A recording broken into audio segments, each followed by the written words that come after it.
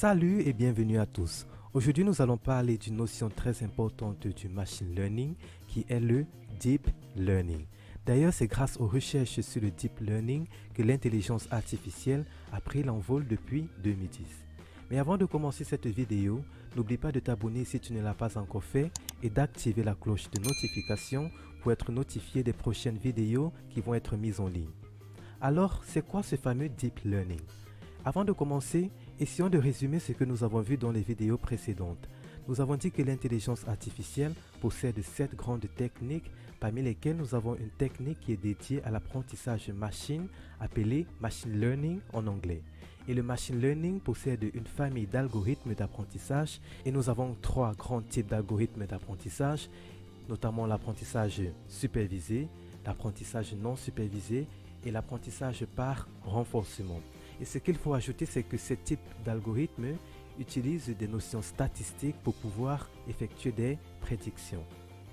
Le deep learning ou apprentissage profond en français, c'est une sous-branche du machine learning. Il est juste plus profond, d'où son appellation apprentissage profond. Sa spécificité en fait réside dans le fait qu'il utilise des réseaux de neurones pour apprendre. Et en fait, ce sont des réseaux de neurones artificiels, bien évidemment. L'idée ici, en fait, c'est d'essayer d'imiter le fonctionnement du cerveau humain. Alors, pour mieux comprendre comment cela fonctionne, nous allons faire un petit peu de biologie. Et nous allons essayer de vous expliquer comment fonctionne le cerveau humain. Alors, qu'est-ce qu'un cerveau? Un cerveau, en fait, c'est un organe qui est situé à l'intérieur de notre corps. Et c'est le chef d'orchestre du corps.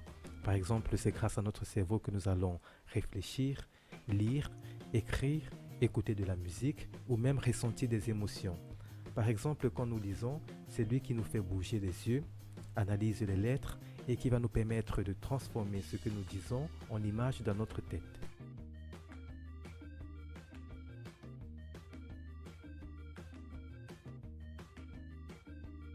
Notre cerveau reçoit des informations et ces informations circulent dans le cerveau grâce aux neurones.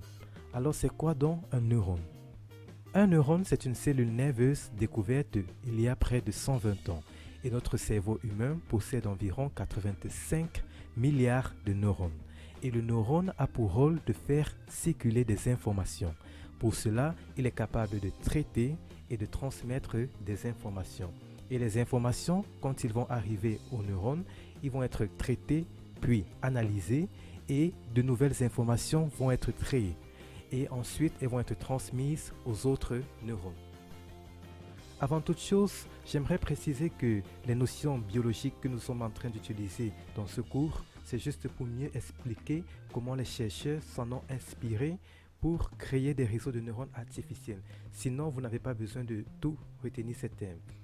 Alors nous allons ici dans ce slide essayer de vous expliquer comment en fait un réseau de neurones arrive à faire circuler des informations. Donc les informations en fait vont arriver aux neurones grâce aux dendrites, comme vous pouvez le constater. Et ces dendrites en fait reçoivent les informations et après elles vont être intégrées, traitées dans le corps cellulaire. Et le corps cellulaire va générer de nouvelles informations qui vont juste être transmises à travers l'axone. Et l'axone va transmettre ces informations. Puis au niveau des synapses, elles vont être transmises, ces nouvelles informations qui ont été créées à d'autres neurones. Et c'est comme ça que les neurones qui vont recevoir ces informations vont effectuer le même processus.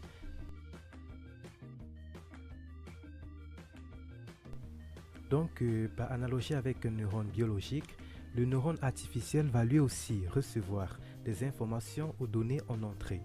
Et après avoir effectué un ensemble d'opérations mathématiques, il va fournir une réponse. Et cette réponse va être transmise à d'autres neurones. C'est pour ça en fait qu'on dit un réseau de neurones artificiels. Et à la fin, c'est le neurone de sortie qui va donner le résultat final. Et c'est ce qui fait la puissance du deep learning, parce que plus on ajoute des neurones à notre réseau de neurones, on arrive à avoir des résultats incroyables. Et notre réseau est capable de recevoir une quantité de données énorme qu'auparavant on ne pouvait pas arriver à traiter toutes ces informations. Ne vous en faites pas, nous aurons à parler de cela plus en détail dans la section Deep Learning de la formation.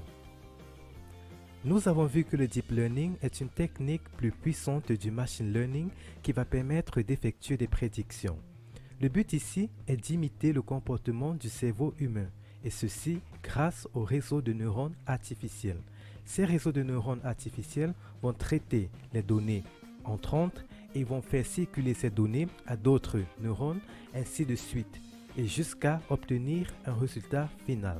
Dans la prochaine vidéo, nous allons voir les domaines d'application de l'intelligence artificielle, notamment du machine learning et du deep learning dans notre vie courante. N'hésitez pas à vous abonner, à partager et à liker cette vidéo. Et si vous avez une question, vous pouvez laisser un commentaire. J'y répondrai avec plaisir et on se dit à très vite.